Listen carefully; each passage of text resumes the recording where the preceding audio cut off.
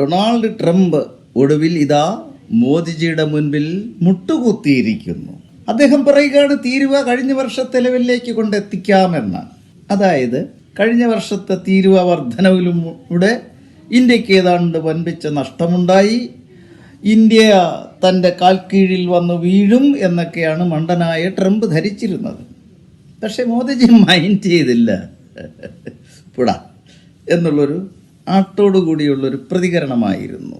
ഒന്നും ഏശിയില്ല എന്നും വന്നില്ല എന്ന് മാത്രമല്ല, അമേരിക്കക്കാരൻ വായിക്ക് രുചിയായി ഭക്ഷണം കഴിച്ചുകൊണ്ടിരുന്നതിന് വലിയ വിഘാതമുണ്ടായി. അവർ ട്രംപിനെ തെറി വിളിക്കാൻ തുടങ്ങി. ട്രംപിനെ പിടിച്ച് നിലത്തടിക്കുന്ന സ്ഥിതിവിശേഷവും വരെ വന്നു. പിന്നെന്ത് പിടിച്ചു നിൽക്കണമല്ലോ. അതുകൊണ്ട് മോദിജി ഞാനിതാ തീരുവ കുറയ്ക്കുന്നു. പിന്നെ എന്തെങ്കിലും ഒരു ജസ്റ്റിഫിക്കേഷൻ വേണ്ടേ? അങ്ങനെ ഒരു മനുഷ്യനല്ലേ, ഒരു രാഷ്ട്രത്തലവനല്ലേ. ഞാൻ പറയുന്നു റഷ്യയിൽ നിന്നും എണ്ണ വാങ്ങരുത് എന്നാണ്. ഇത് നേരത്തെയും പറഞ്ഞ കാര്യമല്ലേ അദ്ദേഹം.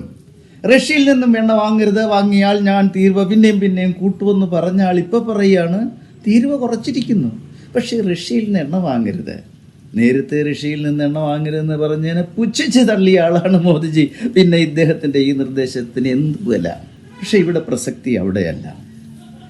മലയാള മനോരമ എന്ന് പറയുന്ന മൗദൂദി പത്രം വാർത്ത കൊടുത്തിരിക്കുകയാണ്. ട്രംപിൻ്റെ മുൻപിൽ മോദിജി മൗനമായി, മറുപടിയില്ല. ട്രംപ് പറഞ്ഞതെല്ലാം അങ്ങ് അംഗീകരിക്കുന്നു എന്നാണ് ഇയാൾ പറഞ്ഞു വയ്ക്കുന്നത്. ഇയാൾ എവിടെ നിൽക്കുന്നു? ഈ തരത്തിലുള്ള രാജ്യദ്രോഹികൾ ഈ രാജ്യത്തിൻ്റെ പ്രധാനമന്ത്രി നരേന്ദ്രമോദി എന്ന് പറയുന്നത് ഇന്ത്യയുടെ പ്രതിനിധിയാണ്. അദ്ദേഹത്തെയാണ് അവഹേളിക്കുന്നത്. അതിൻ്റെ അർത്ഥം ഭാരതത്തെ അവഹേളിക്കുന്നു ഈ നാറിയ പത്രം. ഇവനൊക്കെ ഇനി കുറേ കാലം കൂടെ ഇങ്ങനെയൊക്കെ ഈ പണവും പറ്റി വാർത്തകൾ കൊടുത്തുകൊണ്ടിരിക്കട്ടെ. ശരി, കൊടുക്കാവുന്നിടത്തോളം പിന്നെ അവസാനം കിടന്ന് നിലവിളിക്കരുത്.